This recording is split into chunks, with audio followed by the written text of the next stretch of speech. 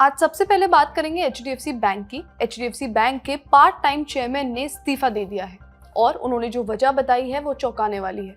उन्होंने ऐसा क्या कहा, बैंक ने इस पर क्या सफाई दी है, आरबीआई ने क्या कहा और इस सब के बीच आज शेयर बाजार से करीब 7 लाख करोड़ रुपए कैसे साफ हो गए, ये सब हम विस्तार से समझेंगे। हाय, मैं हूँ श्रुति और आप देख रहे हैं खर्चा पानी। Candid dusting powder, 4 skin problems का एक expert solution. Candid dusting powder, हटा खुजली, लगा कैंडिड।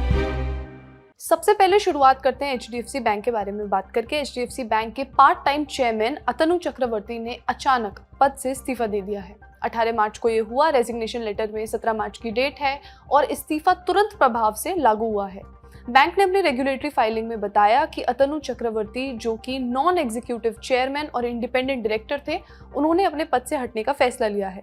उन्होंने अपने इस्तीफे की वजह के तौर पर इंटरनल प्रैक्टिसेस यानी बैंक के अंदर चल रही कुछ प्रक्रियाओं और काम करने के तरीकों को बताया है जो उनके अनुसार उनके पर्सनल वैल्यूज और एथिक्स के साथ मेल नहीं खाती। उन्होंने ये नहीं बताया कि वे कौन सी चीजें थी, यानी कारण बताया गया लेकिन डिटेल नहीं है।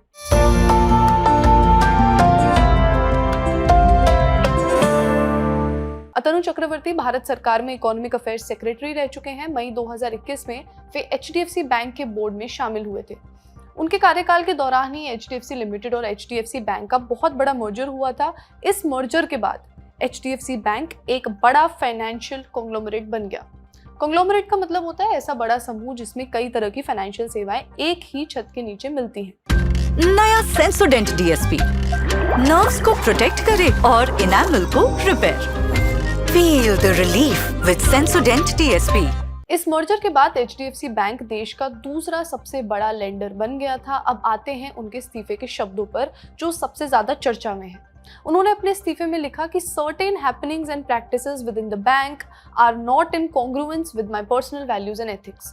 उनका कहना है कि बैंक के अंदर कुछ ऐसी घटनाएं और काम करने के तरीके थे जो उनके व्यक्तिगत मूल्यों और नैतिकता से मेल नहीं खाते थे। इसके बीच लोगों ने सवाल उठाया कि क्या बैंक के अंदर कोई बड़ा गवर्नेंस इशू है या फिर ये सिर्फ एक व्यक्तिगत मतभेद का मामला है।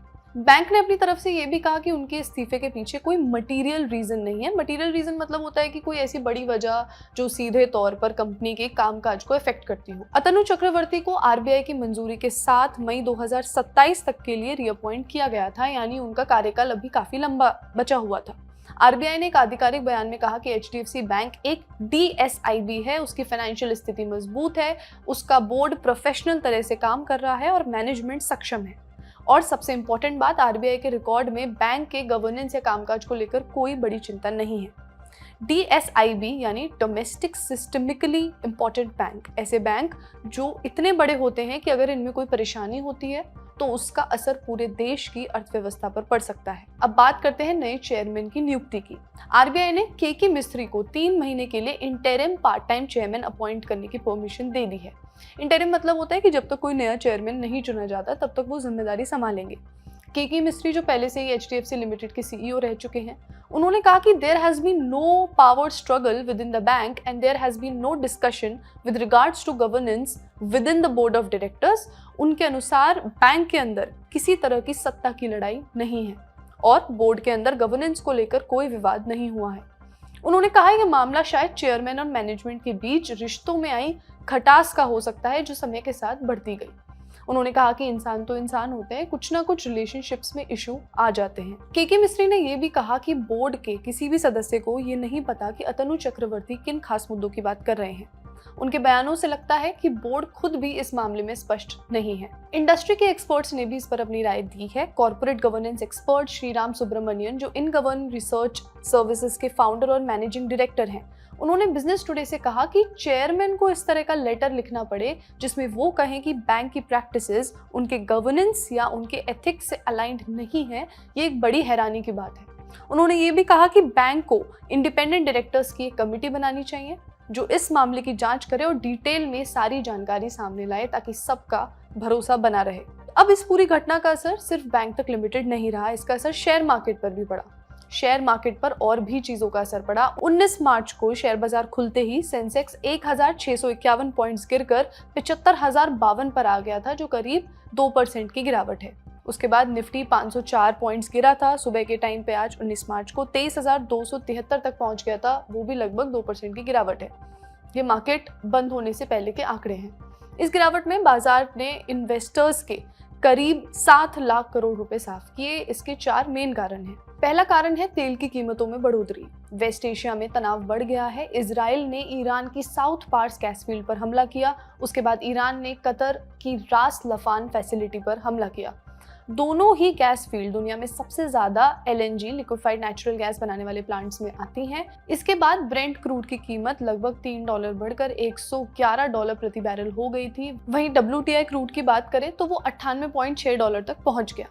ये आगे कितने समय तक और किस हद तक इंडिया को अफेक्ट कर सकता है, इसका अंदाजा लगाना मुश्किल है, लेकिन एक्सपोर्ट के हिसाब से ये भारत जैसे तेल और गैस इंपोर्ट करने वाले देश के लिए बुरी खबर है। इससे GDP ग्रोथ और कंपनियों की कमाई पर असर पड़ेगा। दूसरा कारण है अमेरिका के फेडरल रिजर्व की पॉलिसी। US फेडरल रिजर्व ने इंटरेस्ट रेट नहीं बदली है, अपनी ब्याज दरों को 3.5 से 3.75% के बीच ही रखा है और इंडिकेट किया है कि इस साल सिर्फ एक बार ही दरों में कटौती हो सकती है। जब ब्याज दरें ऊंची रहती हैं US में, तो विदेशी निवेशक इंडिया जैसी इमर्जिंग इकोनॉमीज यानी उभरते बाजारों में से पैसा निकाल लेते हैं, जिससे मार्केट में प्रेशर बनता है। तीसरा कारण है HDFC बैंक के शेयरों में गिरावट। अतनु चक्रवर्ती के इस्तीफे के बाद HDFC बैंक के शेयरों में 8% तक की गिरावट देखी गई। सुबह 10 बजे तक ये करीब 804 रुपए पर ट्रेड कर रहा था। निफ्टी 50 में HDFC बैंक का वजन 11% से ज्यादा है। इसका मतलब कि अगर सिर्फ एक बैंक के शेयर में बड़ी गिरावट आती है तो पूरा इंडेक्स उससे नीचे खिंच जाता है। कल रात अमेरिका के मार्केट्स में भी HDFC के शेयर लगभग 7% तक गिरे। चौथा कारण है प्रॉफिट बुकिंग और ग्लोबल मार्केट की कमजोरी। पिछले 3 दिनों में इंडिया के शेयर मार्केट ऊपर जा रहे थे, ऐसे में इन्वेस्टर्स ने शेयर्स बेचकर प्रॉफिट बुक करना शुरू किया। इसके अलावा एशिया और अमेरिका के बाजार में भी गिरावट रही है। KOSPI, Nikkei 225, Shanghai composite, Hang Seng जैसे प्रमुख इंडेक्स नीचे थे। वॉल स्ट्रीट पर भी S&P 500, नैस्डैक, डाओ ये सभी गिरावट में बंद हुए। अगर आपको वेस्ट एशिया में चल रहे सिचुएशन को और बारीकी से समझना है तो आज का दुनियादारी और द ललन टॉप शो देखें। आज का खर्चा पानी यहीं तक। अपना ख्याल रखिए और देखते रहिए द ललन टॉप। शुक्रिया।